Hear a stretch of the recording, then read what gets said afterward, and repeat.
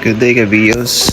Samahan niyo ako ngayong araw magpalit tayo ng weather strips. Especially ngayon, tagulan. Mabilis pasukin ng tubig yung door panel natin. Dito mapapansin mo, nilagyan ko na lang yung iba ng epoxy. Kaso nakakasira talaga ng itsura ng sasakyan natin. Kinaganap ako sa Shopee ng legit na shop na pwede natin pagkukunan ng mga weather strips. At eto na nga mga Kabiyos, legit na legit. Kaya tara, samahan niyo ako. Check yung mga quality ng mga nabili ko sa Shopee. Ito pala guys, Fito sa year 2002 na Vios papuntang 2007 na Vios Gen 1. Dito pansin mo, sobrang lambot ng mga rubbers at sobrang mura ko lang nakuha. Compare mo na lang kaysa maglagay ka ng mga epoxy. Nakakasira pa ng mga appearance ng sasakyan natin. Kaya tara, samahan nyo ako ulit. Ikabit na natin to. So ngayon guys, kabit na natin. Yung unang dito guys, naka-on position lang yung susi para ma-drop down ko yung mga windows. So mauuna ako dun sa likod. Yun, dapat naka-fully drop talaga yung window para ma-access natin. Dito naman guys, yun, kitang-kita nyo naman, sukat na sukat.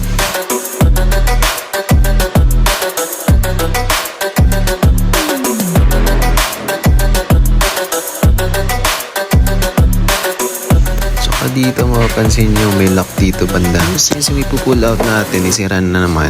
So diretso na lang natin. Guys, gumamit ako ng plastic na pangsungkit para iwas damage sa paint natin. So, mas better pag nakasuot kayo ng gloves para safety din pag nadulas. Katigasan din kasi itong mga old strip natin. So possible maka-cause ng mga laceration sa atin. So dito guys, mapapansin mo nabasag na yung weather strip na tinatanggal ko. Gawa ng sobrang tigas na ng ganitong material. Hindi na talaga makapag-repel ng mga tubig pasok sa mga panel natin. At since nagbaklas na rin tayo, so yun, sobrang dumi. Linisan na rin natin kasi hindi accessible for cleaning kasi.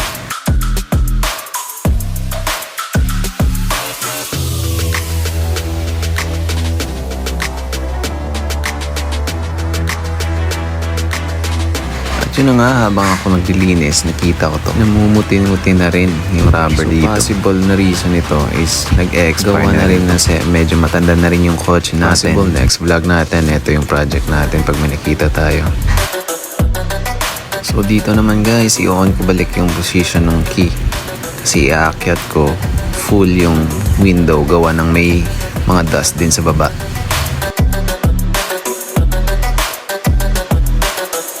Ayun, kung kita nyo, pwede na magtanim ng mga palay dito.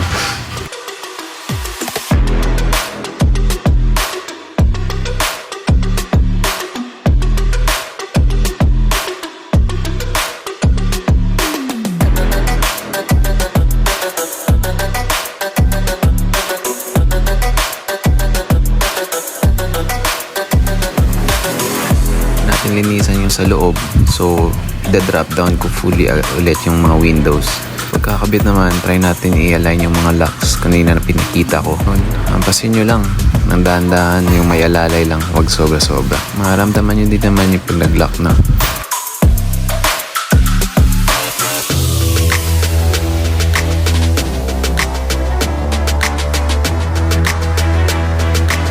Yun na nga guys, dito naman tayo sa may front passenger side. Ito po ipapakita ko sa inyo guys kasi ganun din naman sa kabila yung gagawin. Magkaiba lang dito sa passenger sa may front seat gawa ng may hihilahin lang tayo ng mga weather strip.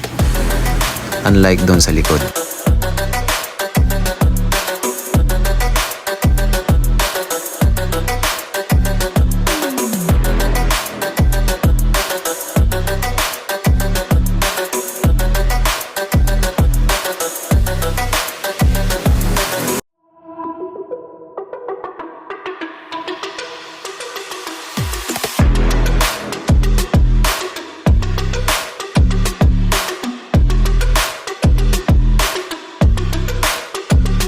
Ayun, so after natin makuha dito yung sa likod, so hilahin na lang natin.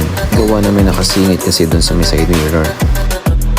Eto guys, kung mapapansin nyo, medyo may mahaba dyan sa dulo, yung bago.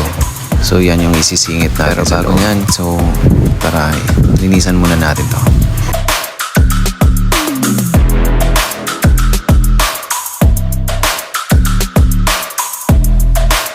Ganun lang din guys gawin nyo kanina.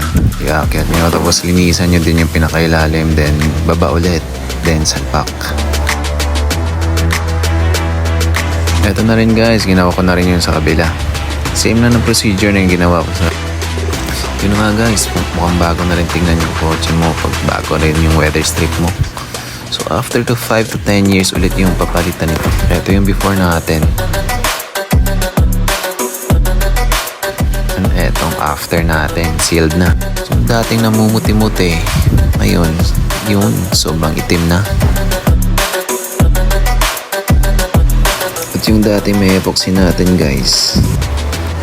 At eto na siya ngayon guys. Sobrang pogi na. Thanks for watching guys. Hopefully may natutunan kayo. Ang tip ko lang guys, mas lalong tumatagal to pag minimaintain natin ang mga wax. Gawa nang nasa tropical country tayo, bumibilis din yung mga lifespan ng mga rubbers natin. Thank you guys. See you in the next video.